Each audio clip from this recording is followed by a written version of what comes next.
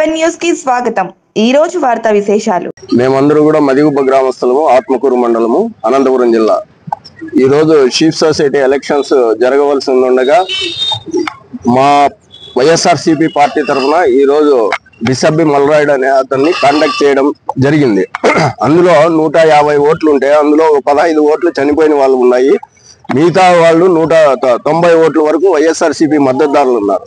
అవతల తెలుగుదేశం పార్టీ వాళ్ళకు 30 నుంచి 35 ఓటర్స్ ఉన్నారు। కానీ వాళ్ళని అధికారాన్ని పోలీసుల్ని దుర్వినియోగపరిచి వాళ్ళు గుప్పెట్లో పెట్టుకొని ఈ రోజు ఎలక్షన్స్ ని రద్దు చేపించినారు।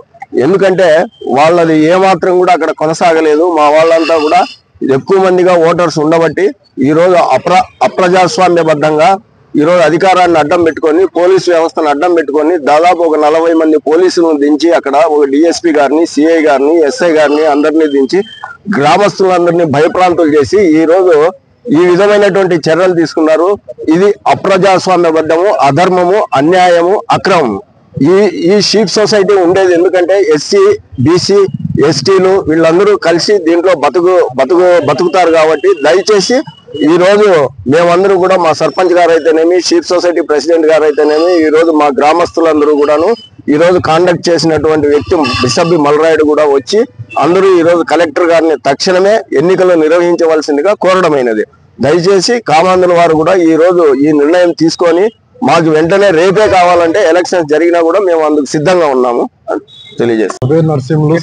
నా పేరు నరసింహులు, సర్పంచ్ నేను మదిగుబ్బ గ్రామానికి। నిన్న డాక్టర్ ఫోన్ చేసి 25వ తారీఖు ఎలక్షన్ ఉన్నాయి, గొల్ల సొసైటీ ఎలక్షన్లు ఉన్నాయంటే సరేలేండి సార్ అని చెప్పినాము।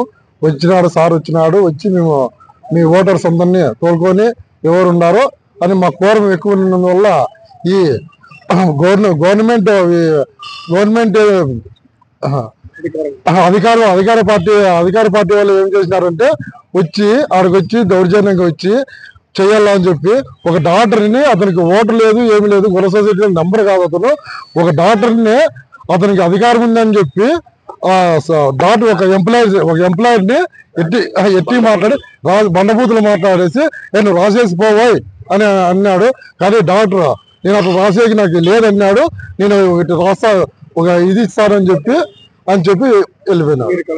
మేము కలెక్టర్ ఆఫీస్కి వచ్చి మేము కలెక్టర్ సార్కి ఇచ్చాము, చేస్తామని సార్ కూడా చెప్పినాడు। మాకు న్యాయం జరగాలని కోరుతున్నాం।